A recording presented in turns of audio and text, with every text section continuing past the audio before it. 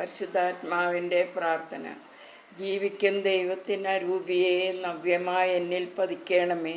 ഉരുക്കി എന്നെ നീ വാർത്തെടുക്കൂ, സ്നേഹം നിറച്ചെന്നെ ഉപയോഗിക്കൂ. പിതാവിൻ്റെയും പുത്രൻ്റെയും പരിശുദ്ധാത്മാവിൻ്റെയും നാമത്തിൽ ആമേൻ. യാചനാ പ്രാർത്ഥന. പരിശുദ്ധാത്മാവെ, അങ്ങ് എഴുന്നള്ളി വന്ന് അങ്ങേ വിശ്വാസികളുടെ ഹൃദയങ്ങളെ നിറയ്ക്കണമേ.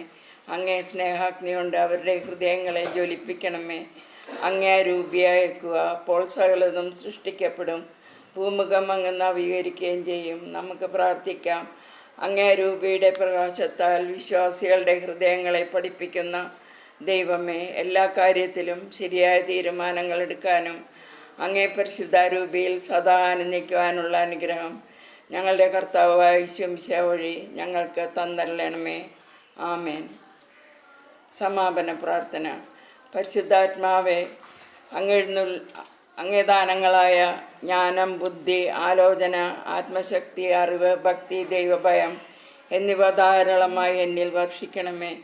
അതുവഴി ദൈവിക പുണ്യങ്ങളായ വിശ്വാസവും ശരണവും ഭവിയും മറ്റു സുഹൃതങ്ങളും കൂടുതൽ തീഷ്ണതയോടെ പ്രാവർത്തികമാക്കാൻ എന്നെ സഹായിക്കണമേ. പരിശുദ്ധാത്മാവെ, അങ്ങേ 12 ഫലങ്ങൾ പ്രത്യേകമായ ആനന്ദവും സമാധാനവും ക്ഷമയും സൗമ്യതയും എൻ്റെ ആത്മധ്യാനത്തിൽ സൃഷ്ടിക്കണമേ. എല്ലാറ്റിനും ഉപരിയായി മരണം വരെ അങ്ങേ സേവനത്തിൽ നിലനിൽക്കാനുള്ള വരം തരണമേ.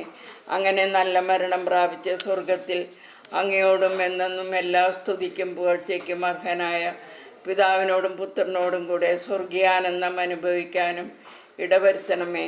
ആമേൻ.